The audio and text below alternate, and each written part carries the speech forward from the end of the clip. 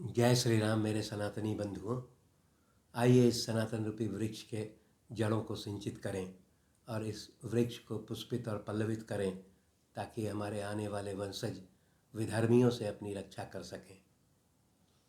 पिछले अंक में हम लोगों ने अध्ययन किया कि वशिष्ठ मुनि जो है वो श्री रामचंद्र जी को समझाते हैं कि वो ब्रह्मा के 39वीं पीढ़ी के संतान हैं और उसके पश्चात वो पूरा ब्यौरा देते हैं कि ब्रह्मा के बाद कौन कौन से उनके पूर्वज हुए, उसका ब्यौरा देते हुए वो बताते हैं कि तुम्हारे कुल की ये परंपरा रही है कि हमेशा जो ज्येष्ठ पुत्र है वही राजा बनता है और ज्येष्ठ पुत्र के रहते हुए छोटा पुत्र जो है वो राजा नहीं बनता है।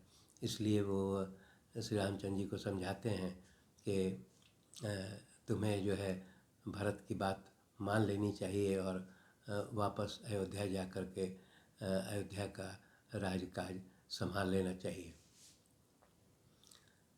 इस अंक में हम लोग अयोध्या कांड के 111वें सर्ग से लेकर के 115वें सर्ग तक का अध्ययन करेंगे।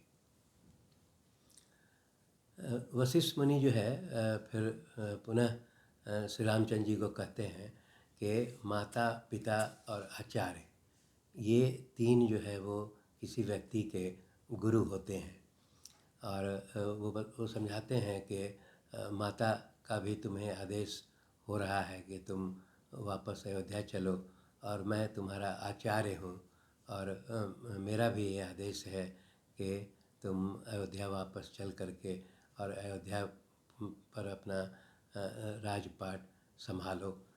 तो इस परिस्थिति में जब गुरु का जब आदेश है तो उसको मानने से तुम्हें जो है वो ये धर्म के अनुरूप होगा। परंतु श्री रामचंद्र जी जो है अपने विचार पर अटल रहते हैं और वो कहते हैं कि मैं पिता की आज्ञा का उल्लंघन नहीं कर सकता हूँ। जब भरत देखते हैं कि वशिष्ठ मुनि के कहने से भी श्री रामचंद्र जी वो अपना विचार नहीं बदल रहे हैं, तब वो अंतिम अस्त्र ये अपनाते हैं। वो बोलते हैं कि ठीक है, मैं जब तक हमारे भ्राता मान नहीं जाएंगे तब तक मैं उनके समक्ष जो है पृथ्वी पर लेट करके और धरना दूंगा। इस पर श्री रामचंद्र जी कहते हैं कि मैंने तुम्हारा कौन सा अहित किया है जो तुम मेरे सामने धरना दोगे। फिर वह ये भी बताते हैं कि कोई क्षत्रिय जिसका राज तिलक होने वाला है उसको धरना देने का कोई विधान नहीं है।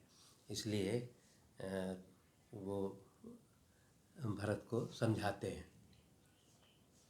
भरत फिर जो है जितने गणवान व्यक्ति आए हुए थे अयोध्या से उनसे अनुरोध करते हैं कि आप श्री रामचंद्र जी को समझाइए। परंतु जितने गणमान्य व्यक्ति थे वो असमर्थता व्यक्त करते हैं और कहते हैं कि श्री राम जो है अपने पिता का आज्ञा का पालन कर रहे हैं, इसलिए हम लोग उन्हें वापस अयोध्या ले जाने के लिए कहने के लिए असमर्थ हैं।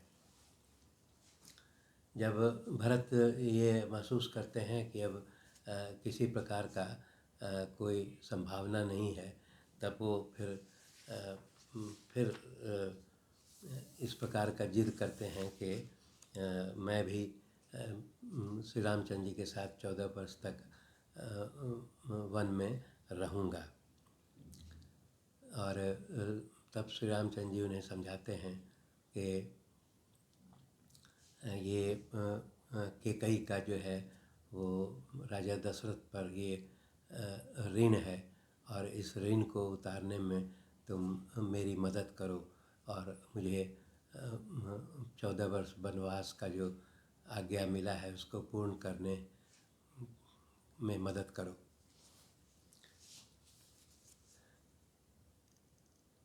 इन दोनों भ्राता का जो वार्तालाप चल रहा है उसको देख करके जो ऋषि मुनि सन्यासी गण हैं वो देख करके बहुत प्रसन्न होते हैं।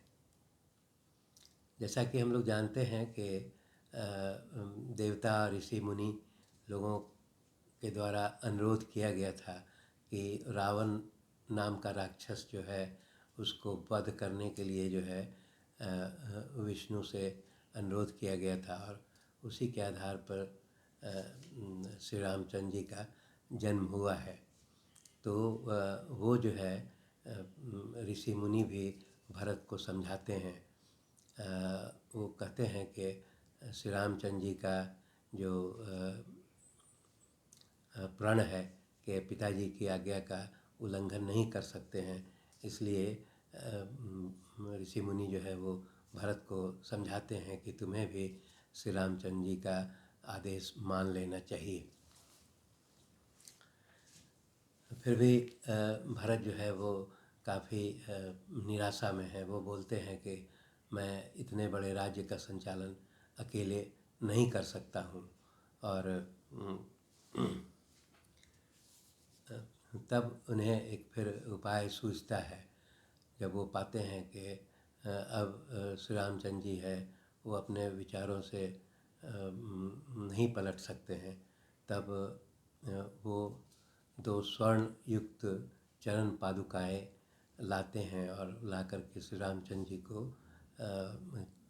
कहते हैं कि इन चरण पादुकाओं को ग्रहण कीजिए। श्री रामचंद्र जी जो है वो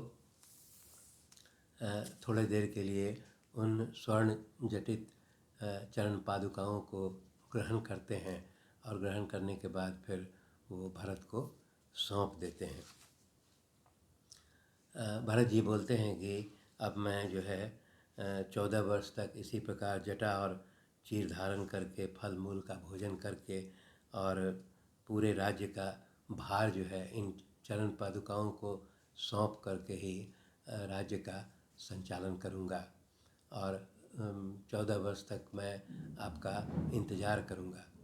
और वो यह भी शर्त लगाते हैं कि जिस दिन 14 वर्ष पूरा होगा उसके अगले दिन अगर आपका दर्शन श्री रामचंद्र जी का दर्शन नहीं होगा तो मैं अग्नि में प्रवेश कर जाऊंगा, इस प्रकार का धमकी भी देते हैं। जब श्री रामचंद्र जी ये समझ जाते हैं कि भरत जो है वो अयोध्या वापस लौटने के लिए तैयार है, तब फिर भरत को समझाते हैं कि तुम अपनी माता कैकेयी को कभी कष्ट मत देना, उन पर कभी क्रोध मत करना। और इतना कह करके फिर अपनी सभी माताओं को और मंत्री और पुरोहितगण और जितने भी जो अयोध्या से आए हुए ग्रामवासी थे सबको विदा करते हैं। भरत जो है वहाँ से जब प्रस्थान करते हैं तो सर्वप्रथम जो है वो भारद्वाज ऋषि के आश्रम में सभी लोग वहाँ पहुँचते हैं। तो भारद्वाज मुनि उनसे पूछते हैं, जानकारी प्राप्त करते हैं।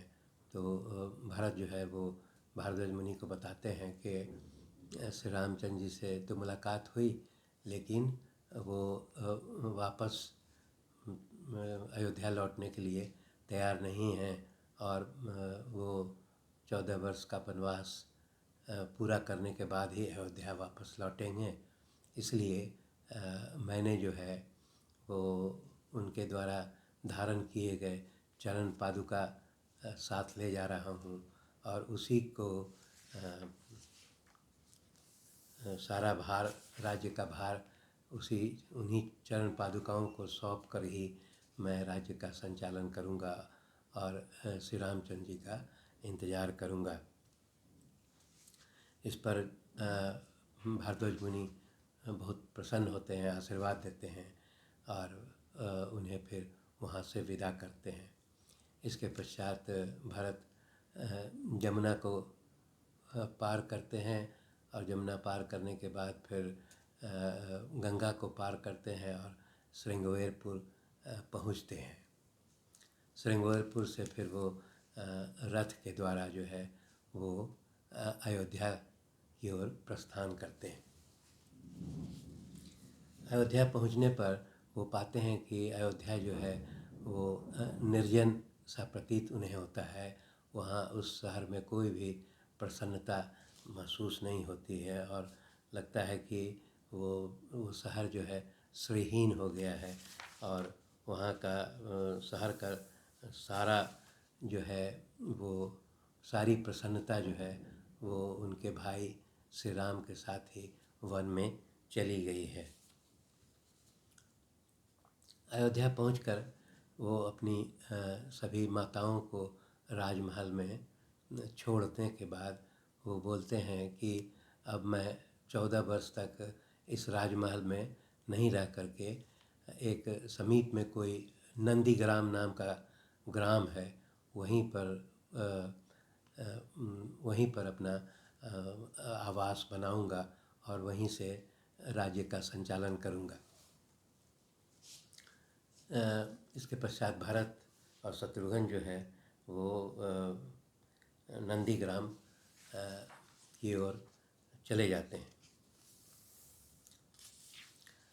नंदीग्राम जाने के क्रम में वो ये चीज़ दिखाता है कि श्री रामचंद्र जी का जो चरण पादुका है वो अपने माथे पर लगाए हुए रथ पर बैठ करके नंदीग्राम जाते हैं और नंदीग्राम पहुंच करके फिर उनके सारे जो मंत्री हैं और जो पुरोहित हैं उनको बताते हैं कि ये यहाँ पर चरण पादुकाओं के लिए एक आसन का व्यवस्था करते हैं और सारा जो है वो संचालन जो है इस चरण पादुका को ही आधार मान करके वो करने का निर्णय करते हैं। इसके पश्चात भरत जो है वो अपने को पूरा वल्कल वस्त्र धारण करते हैं और उसके बाद जटा जूट का बना करके ऋषि वेश में